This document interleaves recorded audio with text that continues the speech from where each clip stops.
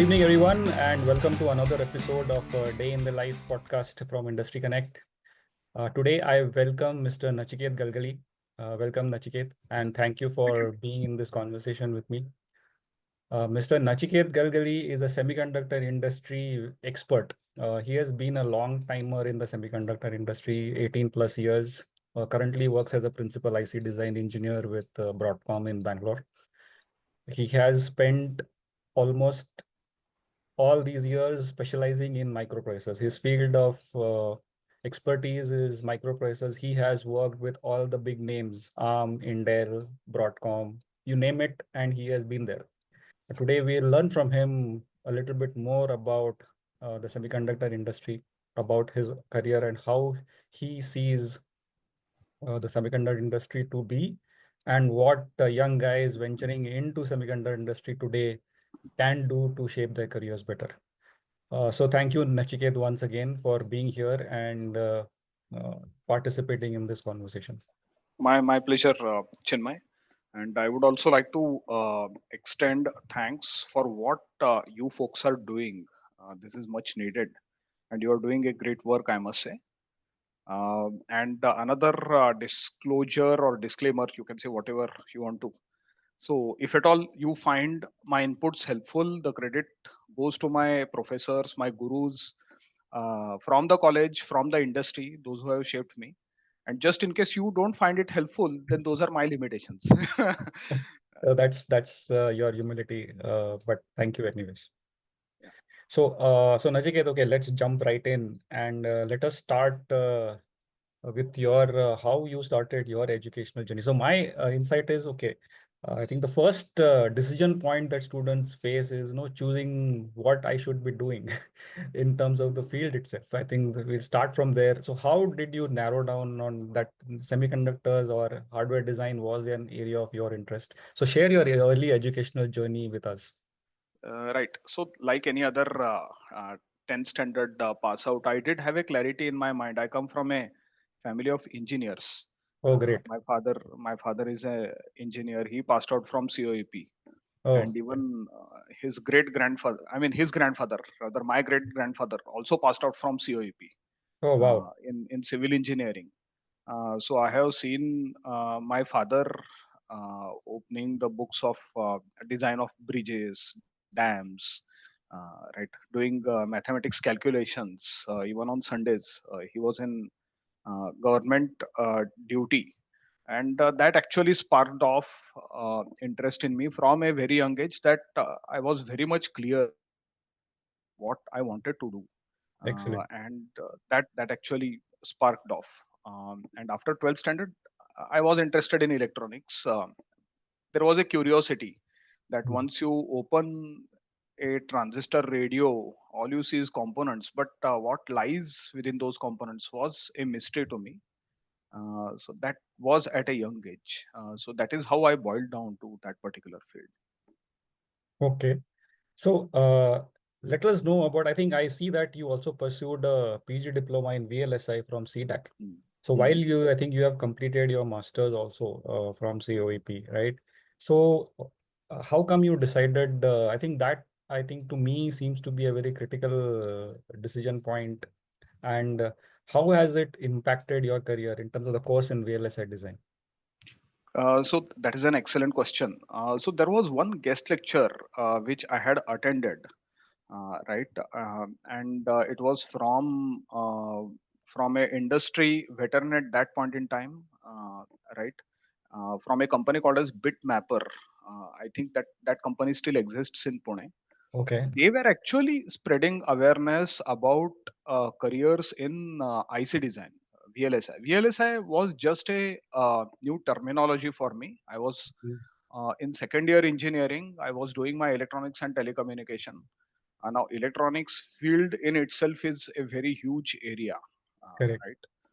uh, After attending that guest lecture, which was in MES Garware College in Pune, I had actually made up my mind that, you know what, this is what I want to do.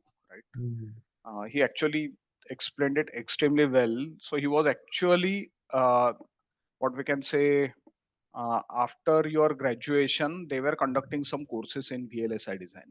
right? Hmm. And it was sort of a guest lecture that was being arranged. Uh, that is where I got really interested into how so many transistors are getting packed. What exactly is Moore's law, right? That number of transistors are going to double after 18 months, and that was for the first time that I had heard. Now, this is where my selection of elective in my BE was the turning point, that I want to select VLSI as the elective. Hmm. And the college from where I passed out, PVG Pune Vidyarthi Gruha, Professor Kaduskar used to take that course on VLSI design, and he had actually put a entry test that all those who are going to clear this test, only they will be allowed to take the elective, Electric. Okay. Okay. right? And why there is a why there was a test is where I could get to know from the hindsight bias that unless and until you are perfect in your paper design, right, unless and until you are able to put your design on the paper with a pencil and an eraser, you will not be able to translate that design in the hardware description language, or you will not be able Mhm. to do justice to that subject. That is Oh. the reason why there was a barrier to that Hmm. particular area. So BE project was in VLSI, my master's project was in VLSI, and then I did my course in CEDAC Acts, which was a government Hmm. funded institute, right, in VLSI. So this is how the path was actually charted. I wanted to take that particular field, Hmm. and Interesting. I failed all other software companies exam, right, which had hit the campus. It was not on purpose, but even otherwise, while I appeared, I actually did not do well in those tests at all. Right, it Excellent. I was a think peer that pressure. was a good thing in hindsight. Blessing in disguise. Indeed, True, true. yes.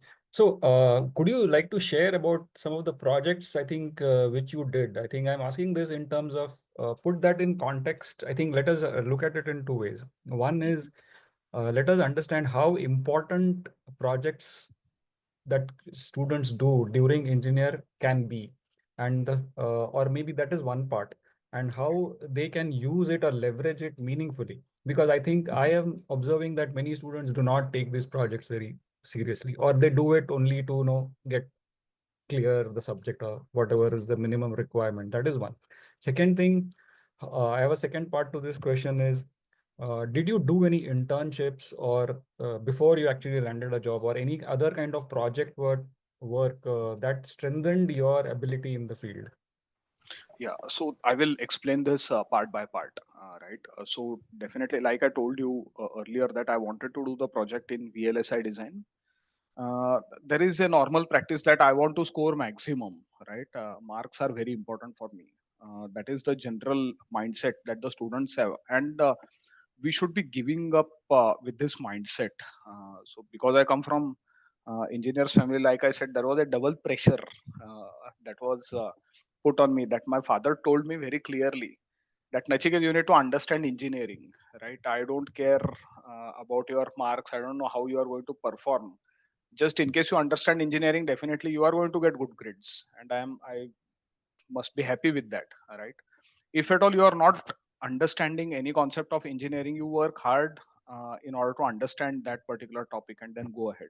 Hmm. So and this is where the project work becomes very very important and critical. I passed out back in 2003.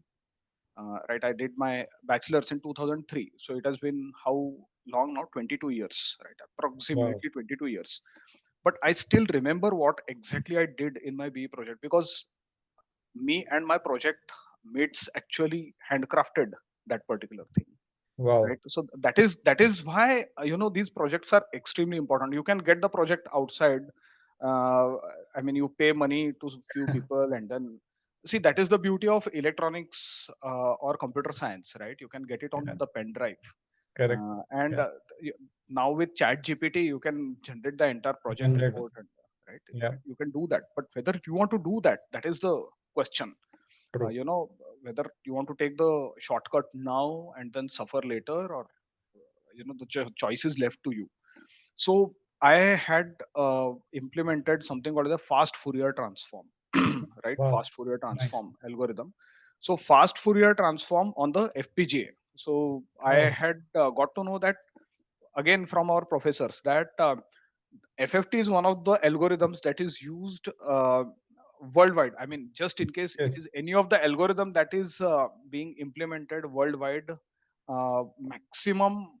maximum instances it is FFT, right? And that actually hit us hard. That no, we are going to do FFT, and like any other engineering college background, the class and everything, there were few people who actually had an opinion that we don't think that this is going to be realistic thing, right? But then we ended up implementing fast Fourier transform on a FPGA successfully.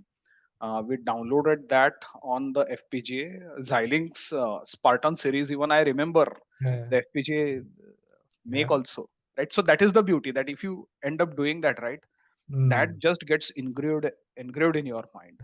True. Correct. So you had already put the foundation, and with the project work and the hands on things that you do, you keep failing, you work on trials, then you start following the promising trial where you have got some results, and then you build upon that, right? And then we were able to do that.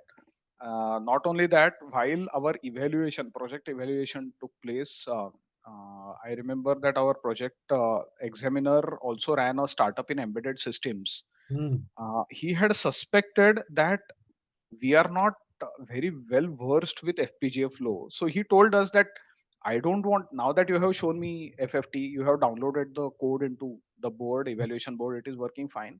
But I just want you to download a simple digital counter, nothing else. It needs to count, from zero to a particular count. Just What? show me that it is, counting one after the other. You don't have Okay. to show me any flashy fancy things.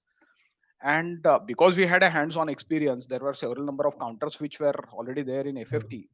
Coding that in front of himself, that examiner, and then getting that compiled, downloading that, it took hardly about 30 to 40 minutes, and he was super happy with that.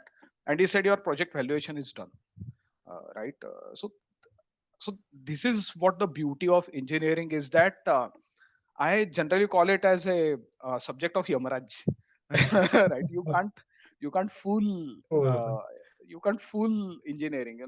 Right. Either you know it or you do not know I it. And in don't. case you work on it, it is like a tapas. Only then you are going to get that vidya. Right? Excellent.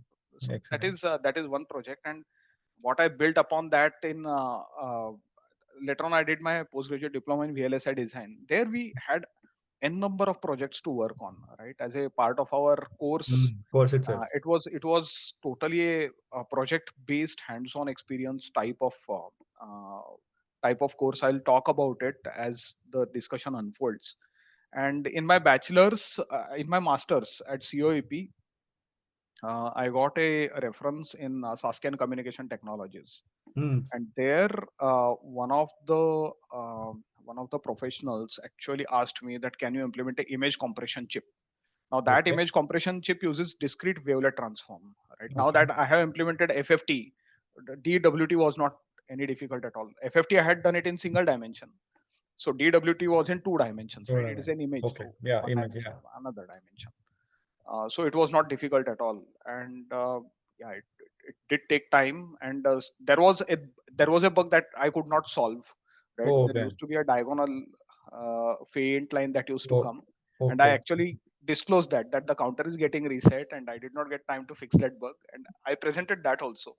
And I Uh-huh. cleared my master's dissertation thesis as well. That he was very happy looking at that project itself. No, this is really nice thing that you have done, and that bug can be fixed. I mean, it will take some time. Given another 2 months for you, then you can do it. Is what he also understood the extent of Mhm. that project. Okay. Uh, Okay. Excellent. I think we can realize then how strong a foundation can be built if you actually put the hard work in actually implementing what you know. I think that builds the foundation of good careers. I think that is the message I'm deriving Certainly. from your experience. Yeah.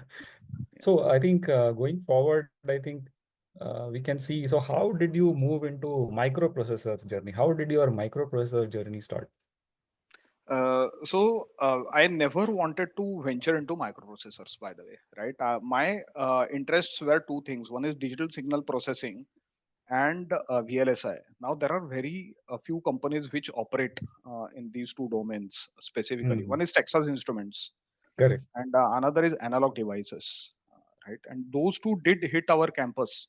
But then once again, from my mentors from CDAC, from industry, with whom I was in touch with, they told me that, Nachiket, you know what, you are being very rigid, right? Oh, You just cannot say that I want to work for this particular component, this particular domain.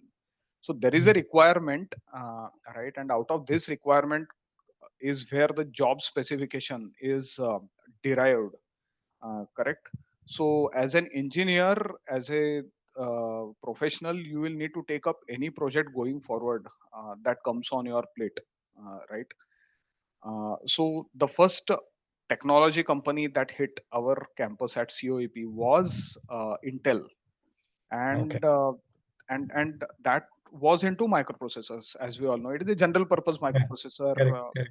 that goes into laptops, servers, right? They operate on three platforms. One is mobile, desktop, and servers. So that hit our campus.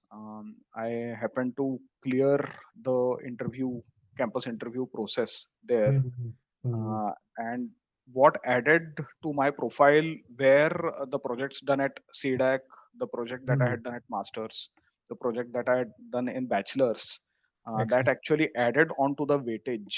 Mm. There. Certainly, it added a weightage because after I got into Intel over a conversation of a coffee talk, my hiring manager did tell me that, you know what, Nachiket, that did make a difference on your resume, and that is why we have hired Okay. you. Great. Great. So I think that is again a validation of the work that needs to be put in, right, by students, because Yes. it does make a difference, and people do notice the effort that has been put by the students because it translates to your capabilities, I guess. So how, sir, has been your experience in, because then you have worked in Intel, I think I see that you have also worked with ARM in UK, the headquarters itself. So did you consciously went ahead and built your expertise in microprocessor itself, or it happened? Excellent question. So I got into the processor domain while I was in Intel. I worked there on a full chip verification on one of the units there. And then I thought that I should work for a startup, right? Hmm. So then I moved to Tensilica, and they were into configurable Yeah, processors, yeah, yeah. right? So it was founded from the PhDs from Stanford University. Most of them were Mhm. from Mhm. Stanford, MIT, right? Then I worked on configurable processors, and getting into Tensilica was on the basis of the experience that I had earned at Intel in Hmm. microprocessors, right? Correct. It is that simple. Now, what happens in case of microprocessor based companies is, let us say that anyone is into any other IC design company which is not making microprocessors. Let us say that they are making memories, or Okay. let us say that they are making a networking based chip, Okay. which is not Yeah. having a microprocessor inside that. Hmm. They can also get into the microprocessor domain, but then catching up with what exactly is happening in microprocessor is quite complex, Yep. right? Yep. uh, what happens there is the kind of the simulation that happens is like, there is a piece of a hardware, and then there is a piece of a machine level software that runs Okay. on top of Runs it, on. and you actually simulate uh, the hardware and software co-simulation together, Correct. Correct. which is what makes that particular design quite complex. Hmm. And the moment you gaining experience specifically in microprocessors, the training time or on job training that needs for an engineer to become productive in such companies reduces if the person has got a prior experience of microprocessors. True. Yeah. So uh, while I transitioned from Intel to Tensilica, in Tensilica I got to work on the configurable instruction set architecture there. Hmm. Mm. right? And from configurable instruction set architecture, uh, while I was interviewed at ARM Cambridge, they actually knew where my expertise Mm. lies and how I am able to, map the problem to the solution domain in developing a microprocessor. So every I mean, we find microprocessors in a spectrum of products, right? From the desktop or Correct. laptop that we are talking, up to printers, scanners, up to the aeroplanes. But every application needs a certain customized design within that. Mm-hmm. However, the basic principles remain the same, that it is going to have a pipeline, it is going to Yeah, execute the instructions in this particular way, correct. right? So that is where, based upon the experience from the earlier company and the skill sets which got built over a period of time, uh, that is what made my transition from one company to the other smoother, specifically in the areas of microprocessors. For example, at Intel I worked on full chip validation, but at Tensilica I got to know the entire tool chain, right? Mm. About the compiler, assembler, linker, loader, and Mm. how does the configurable settings of the microprocessor actually get reflected into this entire tool chain, right? And then Interesting. while I moved to in ARM, I actually got inside the microprocessor from how the isolation between data side and instruction side gets achieved. I worked for IBM, that actually gave me a good insight into what are fault tolerant processors, right? Systems is what they call. So all Mm. our banking related transactions, even today, they happen on mainframes, and those mainframes actually contain system Z processors. So system Okay. Z comes from the terminology that they are zero downtime processors. That Oh, is, they are okay. never ever going to go down. Oh, okay. So the fault tolerant features are built into each and every unit into Oh, that wow. microprocessor, right? Mm. So that is another, what I would say is, it is like an artwork, uh, Yes. like any other appreciating a painting, it, True, it true, is true. it is like that, Very lines really get blurred once interesting. between the engineering and art. No, yeah, yeah. So I think it's a matter of perspective, right? And obviously, we can see that how complex it can be. So that is really, really interesting. So I spent some time working on Intel's network processors.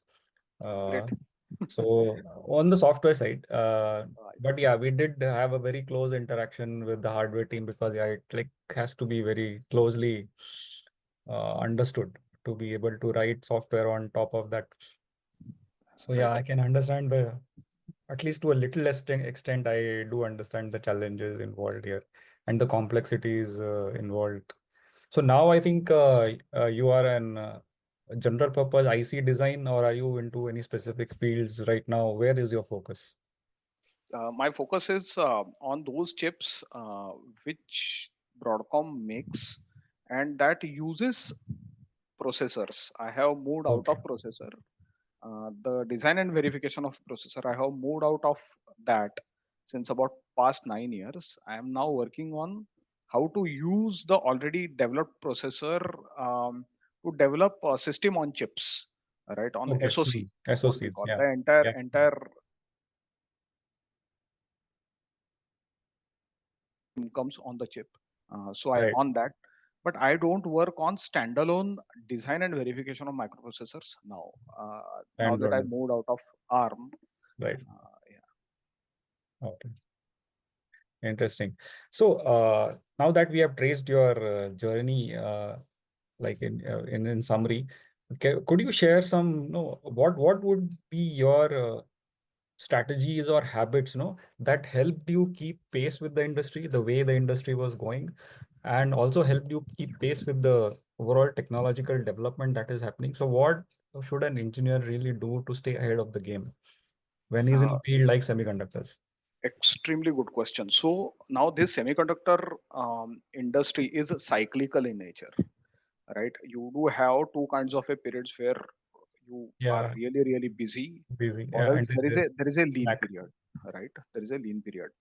During this lean period, I have never ever missed on reading uh, some core engineering books like memory subsystems and design is there, computer architecture. Oh, right. Keep fundamentals really really clear, Mm, because you may end up getting a project on cache memories, cache controllers, or a DDR controller, or branch prediction unit, right?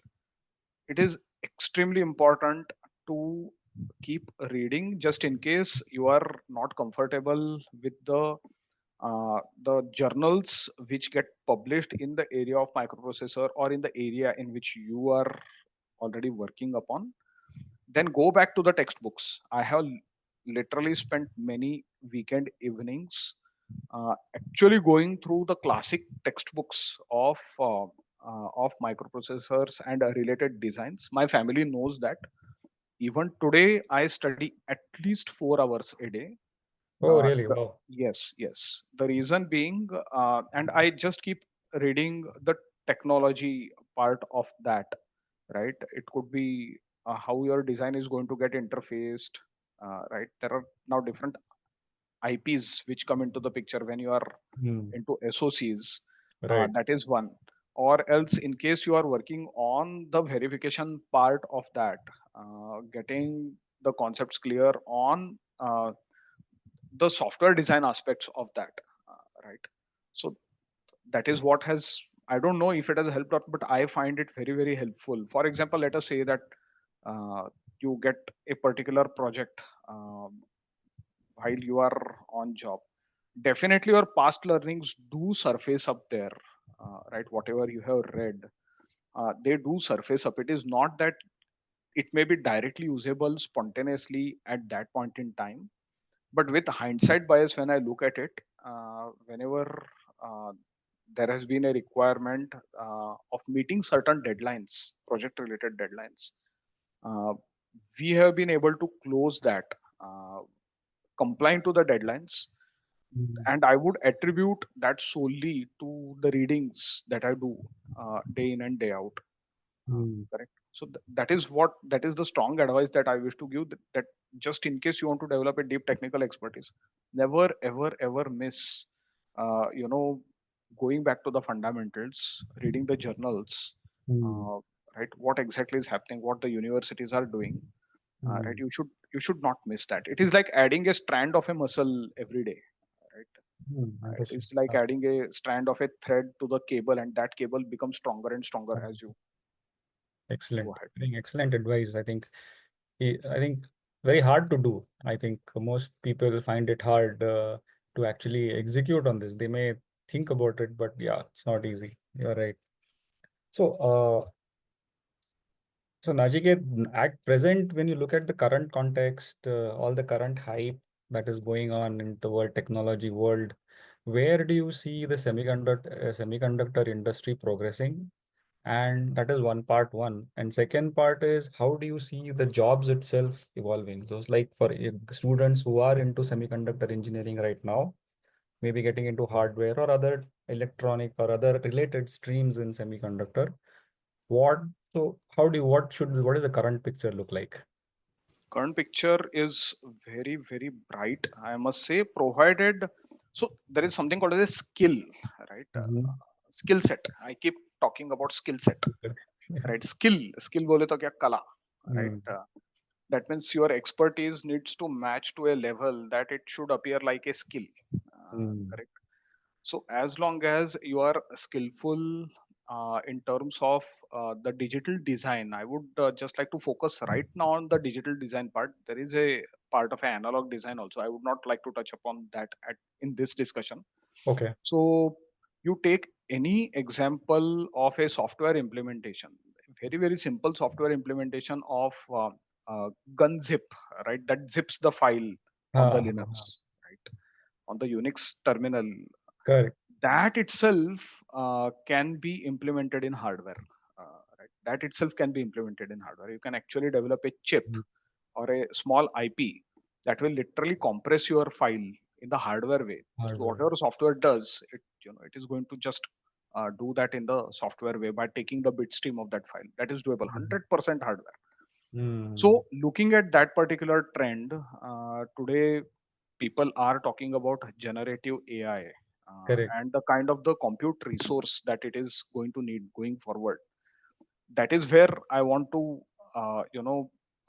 give a hint that going forward there is going to be a large requirement of skillful hardware engineers, those who can execute building good designs that is tuned and needed for the generative AI. Okay. So generative AI, not only that we need the GPUs in place, but the Correct. entire ecosystem that goes behind that, Behind that. right? Yeah. Yeah. So that itself is a very, very, very complex type of a thing, because on the prompt we don't see the Yeah, the, exactly. the levers which are getting turned, the gears which are getting switched behind the screen. Right.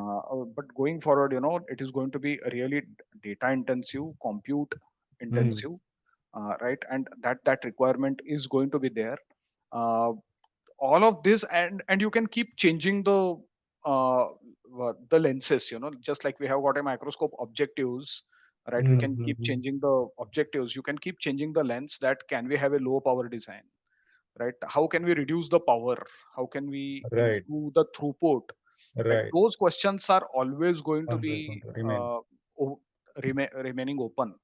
That is a chance for us to innovate, for the future engineers to come on board and then innovate. Mm. So that is how I can see the trend going forward. It is a really bright field. So some time back, no, uh, so we have been hearing this story where where we say that hardware is getting commoditized and software is what drives the world. Okay, so this story has been there for quite some time.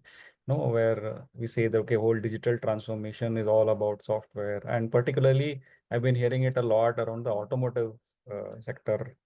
Okay, a lot where so configurable digital experience, software defined vehicle, so long and so many different things. But I want to get a hardware engineer's perspective on this point of view in terms of what is the role? Do you think that hardware is one getting commoditized? But or second, as you pointed out, the whole hype around generative AI, whether we will find out whether it's a hype or how really impactful this whole field turns out to be. But what is the role of hardware?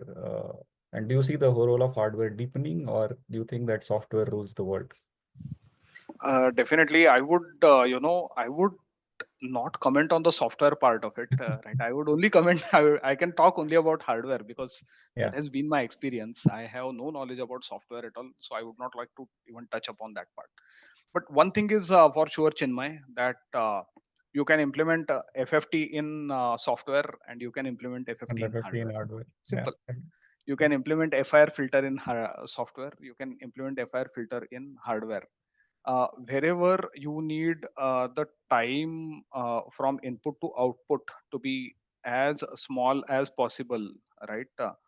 Uh, you can execute a task on a general purpose processor as well to compute FFT and then put it out. And then Mm. you can have a digital signal processor which is faster than the general Yeah. purpose hardware, and then Yeah. get the FFT out. But you can have a dedicated hardware that can compute FFT, right? Mm. So that particular channel will always be open, as long as that there are people who are paying uh, to get their tasks done as soon as Yes. possible, Got it. right? So this hardware channel is always going to be open. uh, the problem that happens in hardware is you can't patch the hardware after it comes out of the fab. Got it. Mm. That is That is the, you have not earned your salary at all. That is the challenge. Whereas when it comes to the software implementation, you take audio codec, right? You right. take audio codec, you can implement it in software also. And we have seen such problems in the industry, that this is a 300 MB code, Mm. where on chip memory is in few kbs. How are we going to optimize that particular code and then put that into some few kbs? Now that is the software optimization part. Even better is, how can we make this particular encoder or decoder write everything in the form of a gates or transistors? That is Mm. even ultimate of it, so that we can achieve what we want to achieve in terms of performance. But as Mm. long as there are people who are paying for that particular chip, right, we are open, we will keep continue to make that. So Mm. definitely software does rule. I don't deny that our first proof of concept gets tested in software All first, good. Yeah. right? So software is definitely going to rule, and as long as we keep progressing, we keep getting revenues generated, we would like to get that done into the hardware. That is the trend that we have been That is a seeing in. trend. Hmm. Yeah. You take a simple example of iPhone, right? That has converted so many features from software to hardware. Hardware. Correct. Take Correct. example of a image processor, right? Can you not do image processing with software? You can definitely do that, but there are dedicated hardware features within iPhone that actually chunks out the data using hardware. So That is true. That is true. Yeah, I think your point is very fair. I think you did strike a good balance, but which is true. I think which is true. So I think my understanding from your discussion is this: that if you want to drive performance, do it in hardware. I, correct, and while you are still perfecting that piece of code, I think do it in software. Once it's absolutely because it's extremely costly to do it in hardware. correct, It's correct, extremely non-mistake tolerant because correct, simply around the cost of tape out itself. So so I think once you perfected your what you really want to do, I think pushing it in hardware makes a lot of sense. And I think that is the way even this AI story is going to go, as because it's correct. anyway compute intensive. So more Absolutely and more algorithms will get translated into hardware. And I think, as you rightly said, the students should keep an eye out in terms of what is happening in that world. right, right. Interesting. So, Nachiket, I also see that you have been a registered Indian patent agent. So, what is Yes, this story? What is this story? Very interesting because innovation is another piece where it is very, very important for a technology professional. So, what is this side of the story? right. So I got into understanding. So the companies that I had worked for, take example of Tensilica specifically, right? Tensilica, IBM, ARM. Most of these companies are actually run on the basis of patents, Hmm. right? Licensing and patents, and we used to have sessions in our companies about creating an awareness about patents, intellectual property as a part of confidentiality. Why should we be maintaining confidentiality? Hmm. What is this propertization of intellectual effort all about? Hmm. Excuse me, so on and so forth. So that uh, I actually was very much curious about how this entire system works. Hmm. So I started reading more about patents, about the case studies of patents in simple layman language. You know, there are several case studies which are available on the web, and that sparked interest in me. And then I started looking upon that who exactly translates the engineering specification into a techno legal draft, that Hmm. provides the protection. How are those boundaries carved out? How are those rights carved out? Right, Hmm. you actually end up carving out the rights for an inventor. How exactly is that done? I mean, one who is doing that is a qualified engineer who actually does that. And to my surprise, I actually found that all the good patent lawyers, they are actually good engineers, right? They have Hmm. actually uh, got hands-on experience for about 10 years, 20 years. They have worked in the industry, they have worked on several projects, and then they have mastered the art of patent drafting and prosecution, right? Hmm. So that was the next thing. So then, like I said, that I have been studying about several subjects. Then the subject that I had picked up was patent laws, patent Hmm. drafting, and that actually led me to appearing for the exam, right, patent agent exam. Okay. Okay. Okay. And during my viva also, the jury asked me that how come, I mean, are you going to practice Hmm. this by leaving your corporate job? I said no, it was out of interest. So out of interest you cleared these two exams, and you came to a meritorious stage where you are qualified for a viva. It is all out of interest that you are sitting before us. I said yes, it is all out of interest that I'm sitting in front of you, right? So it was a mere interest, and what I gained out of this is what exactly the inventors around the world are doing. right? How Mm. does their mind work? You actually get to uh, read their minds. What exactly is the tangible evidence of a human intelligence? One should study patent laws, Mm. right? One should study patent laws. That how these innovators are literally shaping our society. What kind of a hard work that they are putting in, right? This particular subject is absolutely fascinating subject, I must say. Interesting. Right. So, with a lot of focus on corporate innovation these days, Yeah. how important do you think it is for the young professionals in the field to be aware about one, patents itself, and second, about how they can translate their work and whether their work is translatable into a patent? I think, how can they learn about all this? Excellent thing, that everyone, I mean, we actually need to have this particular. Today morning, in fact, I was at a faculty development program in one of the colleges. Oh, okay. The major criteria that goes for that qualifies for a patentability is pushing the frontiers of existing art. you know you need to Mm. push the existing setup by at least sizable level. Only then it becomes patentable. Now let me give you a simple example. Let us say that you develop a innovative chopping board, right? A Mm. simple example to understand. You develop a simple chopping board, a innovative chopping board wherein your fingers may not get hurt while you are cutting the Mm. vegetables, and you write in your patent specification that it is made out of wood, let us say, and Mm. someone else sees that another material has been developed uh, that is non-toxic, right? Even Mm. if it enters the body, it is non-toxic. Now that has got nothing to do with the chopping board, but this particular person, what he does is he's going to take a chopping board of what you have developed, and then he's going to get that material in place, Mm. and then he's going to claim that I have developed a novel or a new chopping board that is, even if a minuscule amount of that enters into your body, it is non-toxic. Now, is this new? The answer is yes. Nobody has attempted this before.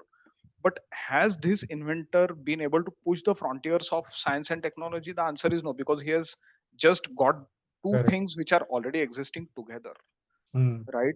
So, pushing the frontiers of existing science and technology will involve a lot more work than merely aggregating two things together, which no one has aggregated that before, right? Mm.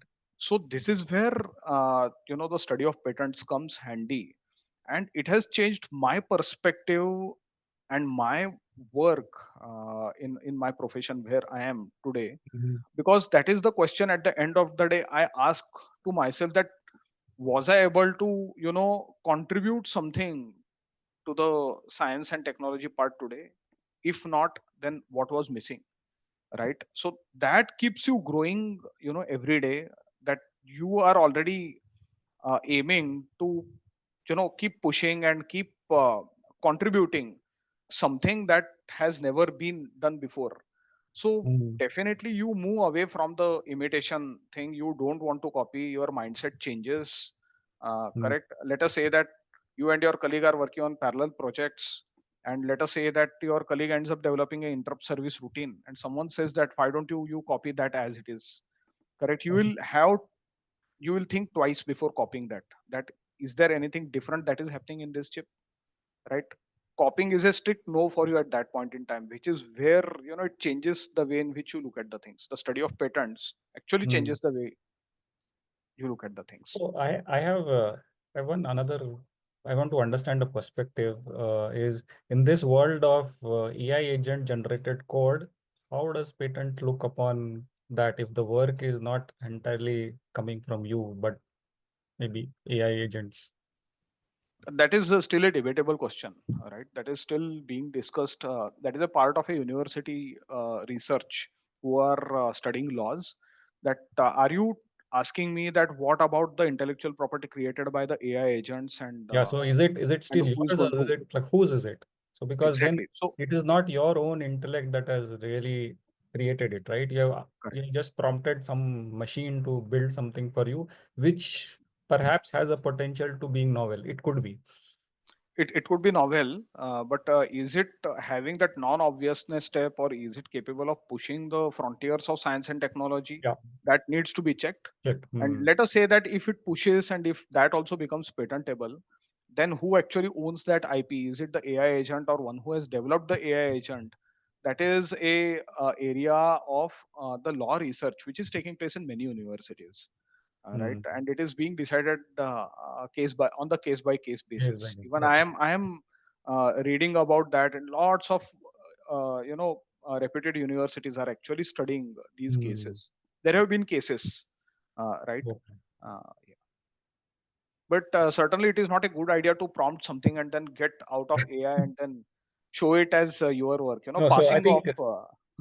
true, true. I think that is not what we are trying to encourage. I was only figuring out because I myself was not so aware about patent laws. I don't think I am even now. But I think as the world is so changing so fast, I think it is very important for kids to learn that early on and take advantage of situations if they are working on some innovative projects. I think I'm sure there are that some projects could easily be patentable and they could at least go through that journey to really figure out what is patentable or not patentable.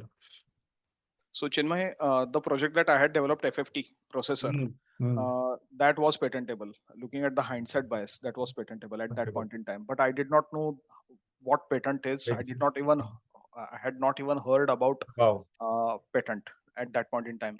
The exactly. image compression chip that I had developed, that was patentable, right? The way in which it was developed, Here's the right? mm, It was not copied from anywhere. exactly. We had handcrafted it. That was patentable. So here is the one sincere request that I wish to put forward to all my engineering student friends, that in case you are working on any of the projects, in case you have done that Mm, yourself, definitely look for patenting that, going ahead mm, and at least filing a patent application, because when you appear for your interviews, you have got that particular thing to show it proudly, that I have filed a patent for this, I have written the draft myself. Writing the draft yourself is not going to be very difficult. The provisional specification, right, you have got two types of specification: one is provisional, one is complete. There have been many students with whom I have mentored in engineering colleges, and I did advise them to file a provisional specification. They have filed that, and that has helped them in getting their resumes considered. It absolutely, your absolutely. yeah, your profile will not be, it may not have a direct impact, but at least the industry professionals know that you have Won't gone yeah, through that gone through particular that. grind, Excellent. Yes, right? excellent. And the next stage, in another 5 years, I wouldn't be surprised if our universities get well equipped with technology transfer offices. Mm, Something that is happening in Technology University Munich, uh, right, in universities of Switzerland, mm, in universities of Singapore, university. I mean, even if you take any of the US universities, where we have got students coming out with patents, getting them licensed in the industry, and startups being spun off out of of the universities. I wouldn't be surprised to see that kind of a trend coming here right in our country in another 5 years time, and I think we all should aim for it. excellent. So, follow-on question. So, would you be like willing to like mentor more students if if or any students can reach out to you regarding this topic or any other topics that you would be willing to mentor? Because I see that you are already consulting colleges in faculty development programs, as you mentioned. So, maybe you can throw a quick light on uh, the other aspects where people can reach you and how you can help students, maybe around patents or something else. Certainly. So there was a faculty development program that happened in Chikmagaluru a few years back, and the topic that was given to me was trends in medical imaging, where I Okay. had actually presented before the faculty members that how does the patent landscape analysis in the area of medical imaging looks like, and Excellent. how every field of engineer can actually contribute. It could be mechanical engineering, it could be Mm, electrical, it could be computer science, right? What exactly are the innovations and inventions coming out of several companies? right? How the patents have been granted in that particular area. So today morning I spoke to a management college on innovation, on innovative business models. Mhm. Coming back to your question, would I be able to help the students? Certainly, I would be able to help any engineering student. He may be studying civil engineering, mechanical, electrical, electronics, right? I would be happy to help the students, provided they want to work on the standalone project on their own, Okay. right? I'm not going to tolerate any kind of a copy Yeah, cat understood. related projects, just in case they want to. Let us say that someone wants to implement a rectifier, as simple Mm. circuit as a rectifier or even amplifier, Mm. right? There are quite a lot of the rectifier amplifier patents get granted even today. Let Oh, us say really? someone, yeah, yeah, yeah, even today there are. Are You there take so many example of improvements that are happening there? I didn't. exactly, yes, yes, yes, yes, yes, improvements, yes, exactly. So Nice. today morning I was talking about the preparation of sulfuric acid, Oh, right? really? There are, yeah, there are getting granted even in the area of system and a method for preparing sulfuric acid even today, right? Wow. Yeah. I think we undermine the potential of the work. I think we don't realize, as you also said, that you missed out on opportunities when you were working and you were able to do Right, those chips and projects. I think, yeah, it's a fair point. It makes a huge difference in terms of how we are able to project. right, right, right. So, finally, I think a few last questions, sir. I think we are also running out of time. But for students who are pursuing this field, what are the key actions they should take? I think to prepare themselves well for the industry. What do you think are those proactive actions? If you could kind of give them some key points. Master mathematics, right? Master Mm. mathematics. Calculus or calculus is all about rate of change. Exactly. It is all about rate of change. At what rate, what is changing? Exactly. Master mathematics. You take any field of engineering, electrical, mechanical, civil, electronics. First 2 years, try to model the system. Mm. Right, that is where differential equations come into picture. At what rate, what quantity is changing? Master that.